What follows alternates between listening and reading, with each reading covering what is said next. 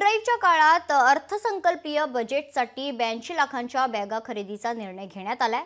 आमदारांसाठी अर्थसंकल्पीय प्रकाशनं वितरित करण्याकरिता 82 लाख रुपये खर्च करून बॅग खरेदी करण्याच्या प्रस्तावास शुक्रवारी मान्यता देण्यात आली आहे। 2025-26च्या अर्थसंकल्पीय अधिवेशनात विधिमंडळ सदस्य आणि इतरांसाठी ट्रॉली बॅग्स खरेदीचा शासन निर्णय काढण्यात आला आहे।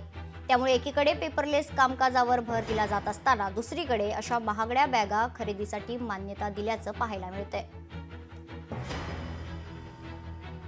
सर्वच आमदारांना बॅगा देण्यासाठी 83 लाख रुपये खर्च केला जातोय आणि पर बॅगची किंमत जर 83 लाख म्हणजे वरचा हाऊस आणि खालचा हाऊस याली जर आपण डिवाइड केला आमदारांची संख्या तर 20,000 रुपये एका बॅगची किंमत तिथं होती। आता पूर्वीपासून आलेली ही प्रथा आहे। मला असं वाटतं की आता आपण डिजिटल इंडियाकडे जात आहोत। तिथं प्रधानमंत्री साहेब त्याबद्दल बोलत आहेत, अनेक इतर नेते त्याच्याबद्दल बोलत आहेत। हीच ती वेळ आहे की या बॅगा बिगा आता बंद करा, सगळ्यांनी थोडंसं पुढाकार तिथं घ्या। मी सर्व आमदारांना विनंती करतो, आव्हान करतो की आपल्याला जर बॅगांची जरूरत नसेल तर तुम्ही ते त्याग करावा, पण असा व्यापट खर्च होण्यापेक्षा अशा चुकीच्या प्रथा पुढे घेऊन जाण्यापेक्षा नवीन बदल होण्याची जरूरत आहे। लोकशाही मराठी ऐका, पहा, जागरूक रहा।